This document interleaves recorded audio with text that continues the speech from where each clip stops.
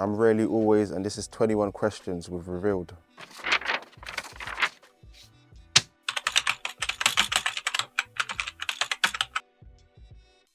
Comes from dirt, but at the same time, he's a star filled with so much potential.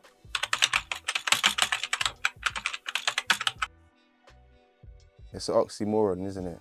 So I think the idea is sort of, does it make sense? Something unconventional, new, unpredictable, just not knowing what to get.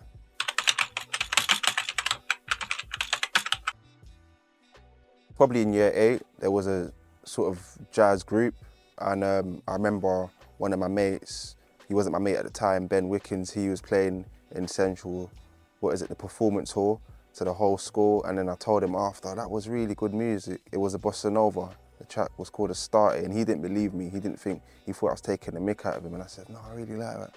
So he said I should come to a jazz club. So I started going after school every Thursday, and that's how I sort of got into playing jazz.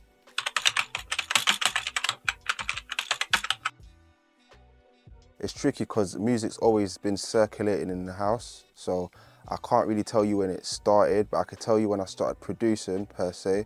That was 2018, so that's when I sort of got serious releasing music through distribution, started producing, working with different producers such as CLB, and I think, yeah, it started around 2018 where I would say I took it serious, yeah.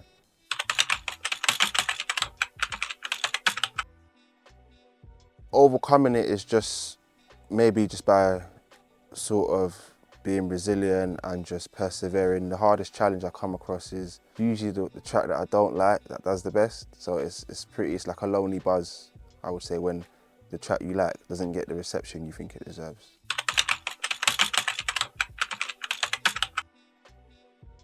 Bass, a little bit drums, a little bit keys, mainly bass, yeah.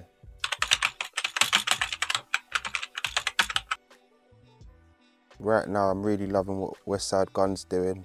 Heavy influence on me.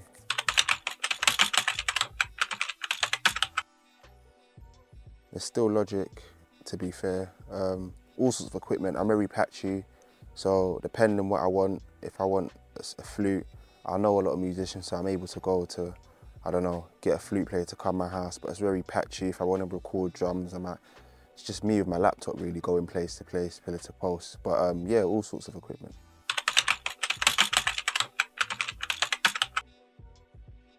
Just playing around, tweaking with them, like constantly when I'm watching whatever soaps or whatever I'm doing, just constantly being patient really, and just believing that you will find that. And trusting yourself as well when you hear something you like.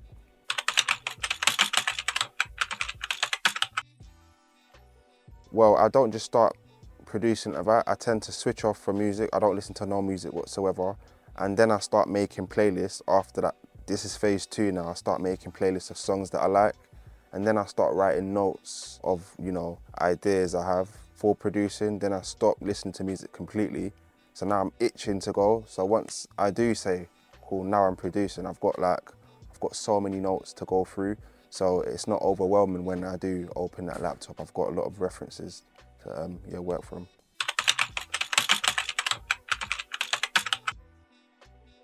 I think it's copied in. Yeah.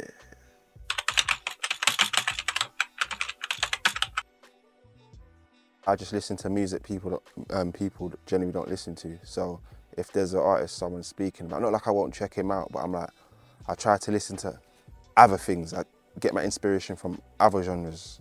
So I think that helps stay unique.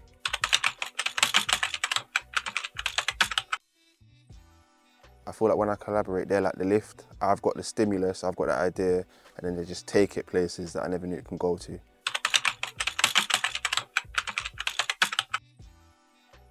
CLB, Lorenzo Kello, Joe Neal.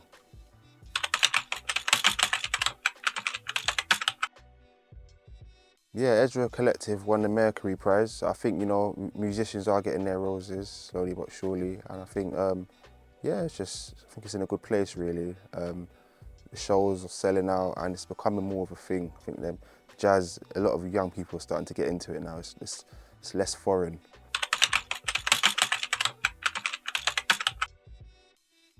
I always have the same individuals that mix, so that helps. And I just like everything cutting through. My thing is when I'm mixing everything, I need to hear every instrument. So that's just my thing, I need to hear everything. So that's how I approach mixing.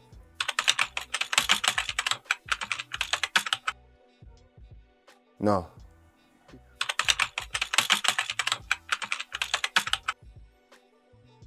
Just stop. Sometimes just stop listening to music and then come back to it. It shouldn't feel, I try to take it easy and I try to get inspiration from other, I don't know, works. So it could be a series or maybe my daytime job or just through conversation. So that's how I deal with the creative block.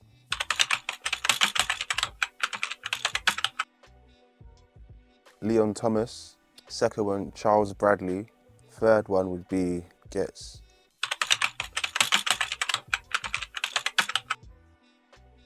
Your future's in you, not in front of you. Everything you need, you've really got it. It's in there. And, you know, cut out the social time.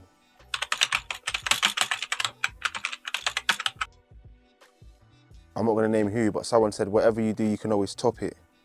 So that's the best advice I got. Because sometimes you can reach a point where you feel like, oh, I can't. That's me at my peak. And I was told, no, it's not. So I'm moving very industrial right now. I'm just trying to get things off the production line because I feel like my best work's to come. So again, to sum up everything, once you've done something, you can always top it off.